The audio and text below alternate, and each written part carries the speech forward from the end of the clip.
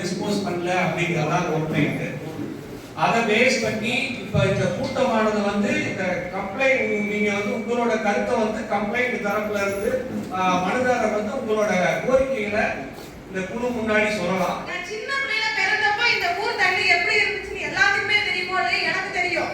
நான் ஒரு சாதாரண வறுமை கோட்டுக்கு கீழே உள்ள குடும்பத்துல பிறந்த பொண்ணு. இன்னைக்கு நான் 4 மாசம் பிரெக்னெண்டா இருக்கேன். எங்க வீட்ல என்னால இந்த தண்ணியை குடிக்க முடியல. இந்த தண்ணியை குடிச்சிட்டு போய் எனக்கு நுரையீரல்ல இன்ஃபெக்ஷன் ஆயிடுச்சுன்னு சொல்றாங்க. 4 மாசம் பிரெக்னென்ட்ங்க, இன்ஃபெக்ஷன் ஆயிடுச்சு. எத்தனை நாள் கேன் தண்ணி வாங்கி குடிப்பேன்? கேன் தண்ணி வாங்கி குடிச்சாலும் அதுல இன்ஃபெக்ஷன் வருது. என்ன பண்ண முடியும்? உங்க ஊர் தண்ணி சரியில்லைன்னு ஒரே வாரத்துல டாக்டர்ஸ் முடிச்சிட்டாங்க. இதனால நான் 1000 கணக்குல செலவு பண்ணிட்டு இருக்கேன். வெறும் 4 months பிரெக்னன்ட்ல சார். நாங்க வறுமை கோட்டுக்கு கீழே உள்ள மக்கள் இந்த தண்ணியை குடிச்சு சாகுறதா? இதுக்கு நீங்க தான் எனக்கு ஒரு பதிலே சொல்லணும். 4 வருஷமா கம்ப்ளைண்ட் பண்ணிட்டோம். 4 வருஷமா சொல்றோம். இன்ன வரைக்கும் ஒரு தடவை கூட எங்களுக்கு நடவடிக்கை எடுக்கப்படவே இல்லை. இந்த தண்ணி எங்களால சுத்தமா குடிக்க முடியல.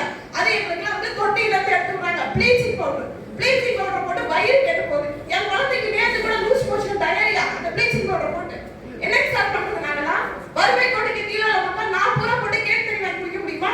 மாம்பழ தண்ணியை குடிக்கலாம்னா இந்த நிலைமையில இருக்கு. அப்படியே ஆடை கட்டுது தண்ணியை குடிக்கவே முடியல. 4 நாளைக்கு ஒரு தண்ணி வந்து அந்த தண்ணியை குடிச்சு காய்ச்சி வடிகட்டி குடிக்கலாம்னா அப்பயும் வாங்க முடியல. நுரையீரல் இன்ஃபெக்ஷனை வச்சுக்கிட்டு எத்தனையோ குழந்தைங்களுக்கு ஸ்டோனு எல்லாரும் சொல்லிட்டாங்க. இப்போ டாக்டர் அடுத்தடுத்து நீங்க வந்து இந்த தண்ணியை குடிக்க ஆரம்பிச்சீங்கன்னா கர்ப்பப்பையில கேன்சர் வரும்னு பயப்படுத்துறாங்க. 4 months பிரெக்னன்ட் அவங்க ஏரியா கர்ப்பப்பையில இன்ஃபெக்ஷன் ஆயிட்டு அடுத்தடுத்து இன்ஃபெக்ஷன் வந்துட்டே இருக்குன்னு சொன்னா அப்ப எங்க உயிருக்கு பயந்து இத்தனை லேடிஸும் என்ன சாப்பிடுறது? தண்ணிக்கு பயந்து. தண்ணினால எத்தனை லேடிஸ்க்கு இப்ப கர்ப்பப்பை இன்ஃபெக்ஷன் வரும்னு நீங்க நினைக்கிறீங்க? அதை மட்டும் சொல்லுங்க போதும். இதுக்கு ஒரு நிரந்தர தீர்வு எங்களுக்கு வேணும். தண்ணி எங்களுக்கு மாட்டி கொடுங்க, அது மட்டும் போதும்.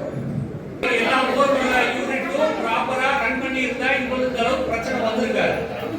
அதாவது அவங்க என்ன சொல்லியிருந்தாங்க தீர்ப்புல, ப்ராப்பரா வந்து பாத்தீங்கன்னா ஒரு கான்கிரீட் தளம் அமைச்சு அந்த மிளகாய் பண்றத தொழில இது பண்ணணும். அதுக்கப்புறம் உருவாகிற அந்த கழிவு நீரை வந்து ப்ராப்பரா எலிவேட்டட் சோலார் எவாபரேஷன் மூலமா இது பண்ணி அது ஆவியானதுக்கு அப்புறம் அந்த உப்பை சேகரிச்சு ப்ராப்பரா ஒரு ஆத்தரைஸ்டு ரீசைக்கிளர் அவங்க கிட்ட கொடுக்கணும்னு சொல்லியிருக்காங்க. பட் இதுல யூனிட் ப்ராப்பரா பண்ணியிருந்தீங்கன்னா இந்த பிரச்சனை வந்துட்டு போறது இல்லை. யாரு ப்ராப்பரா பண்ணாதனாலதான் இவ்வளவு தூரம் சொல்றாங்க. அதே மாதிரி வர்ற சாலிட் வேஸ்டையும் பக்கத்துல இருக்கிற பஞ்சாயத்து நிலங்களையும் ஃபாரஸ்ட் லேண்ட்லையும் கொண்டு போய் கொட்டும் போதுதான் பப்ளிக் இவ்வளவு தூரம் அஜிடேட் ஆகுறாங்க. இந்த இதெல்லாம் ப்ராப்பரா நீங்க ஃபாலோ பண்ணியிருந்தீங்கன்னாவே இந்த அளவுக்கு பிரச்சனை வந்திருக்காரு.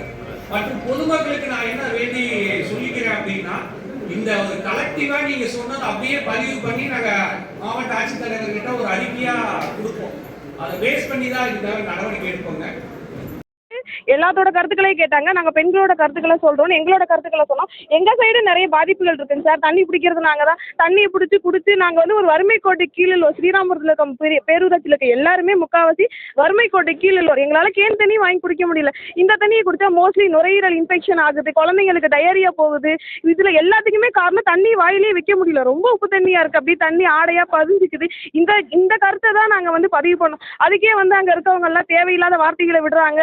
சில இல்ல அதுக்கு உப்பு காரணமே இல்லைன்னு சொல்லிட்டு போயிட்டாங்க. அப்படி கிடையாது. அப்புறம் எப்படிங்க சார் நல்லா இருந்த தண்ணி, நான் பிறந்தப்ப நல்லா இருந்த தண்ணி எனக்கு 24 வயசு ஆகும்போது எப்படிங்க சார் உப்பா மாறும்? காரணமே இது எனக்கு கடற்கரையா இருந்தா உப்பா மாறும். கடற்கரை இல்லை, திடீர்னு எப்படி உப்பா மாறுறதுக்கான காரணம் என்ன? இது விவசாய நிலம், பொன் விளையிற பூமியில எப்படி திடீர்னு உப்பு வரும்? அப்போ உப்பு வர்றதுக்கான காரணங்கள் என்னென்ன? அதைத்தானே நாங்க கேட்கறோம். நாங்க வந்து யாரையுமே இது சொல்லலைங்க சார். எங்களுக்கு தண்ணியை மாத்தி கொடுங்க, எங்களுக்கு நல்ல தண்ணி வரணும், அவ்வளவுதான். வேற எந்த காரணமும் இல்லை. எங்க குழந்தைங்க அடுத்தடுத்து வர தலைமுறைகள் நல்லா இருக்கணும், அதுக்கு எங்களுக்கு நல்ல தண்ணி வேணும். எங்களுக்கு நுரையீரல் இன்ஃபெக்ஷன் வந்திருக்கு, டயரியா வந்திருக்கு, நிறைய குழந்தைங்களுக்கு கிட்னியில் ஸ்டோன் வந்திருக்குது, நிறைய பேர் கேன்சரால செத்துருக்காங்கன்னு உள்ள நிறைய பேர் சொன்னாங்க. அது இல்லாமல் பார்த்துட்டு தான் இருக்கீங்க. எங்களுக்கு நுரையீரல் இன்ஃபெக்ஷன் வந்திருக்கு. இப்போ கூட வாங்க ஹாஸ்பிட்டலுக்கு போகலாம், செக்அப் பண்ணலாம், எனக்கு அதனால எந்த பிரச்சனையும் இல்லை. நுரையீரல் இன்ஃபெக்ஷன் வந்திருக்கு. எத்தனை நாளைக்கு சார் நாங்கள் கேன் தண்ணி வாங்கி குடிப்போம்? கேன் தண்ணியில் என்னென்ன இருக்குது? கேன் தண்ணினாலே எங்களுக்கு பாதிப்பு இருக்குது.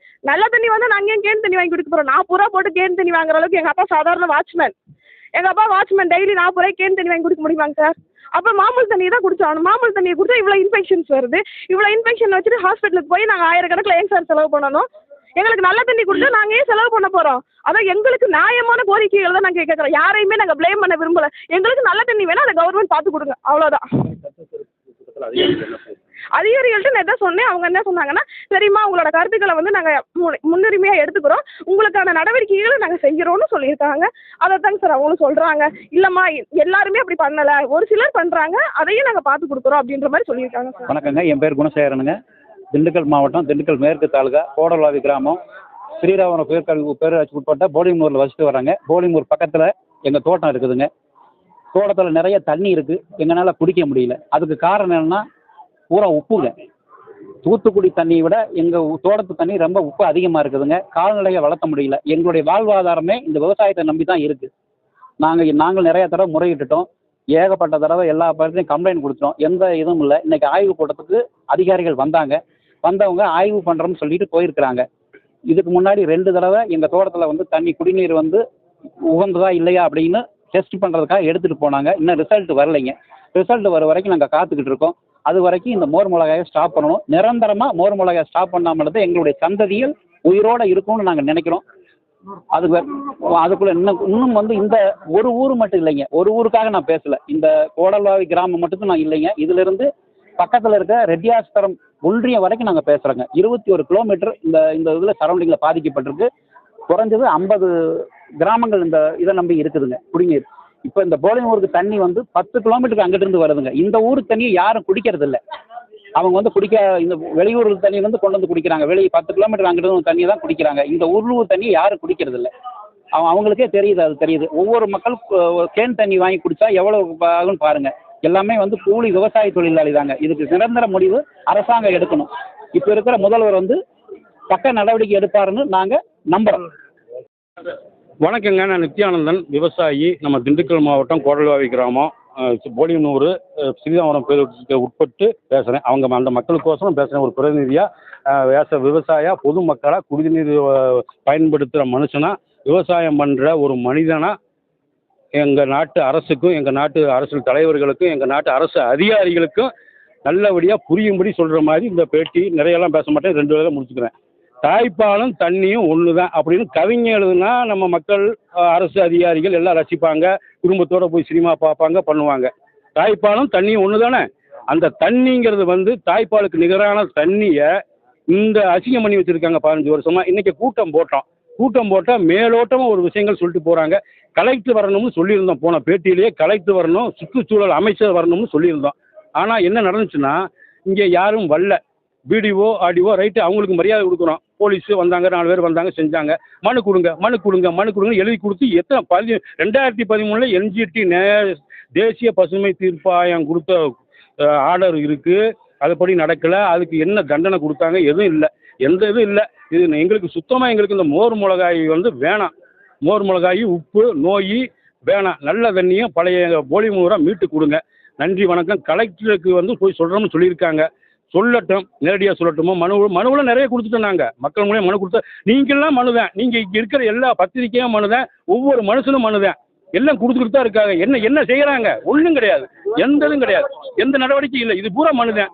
மனு எழுதி கொடுங்கன்னா எத்தனையோ மனு கொடுத்தாச்சு. 2013 எழுதியாச்சு.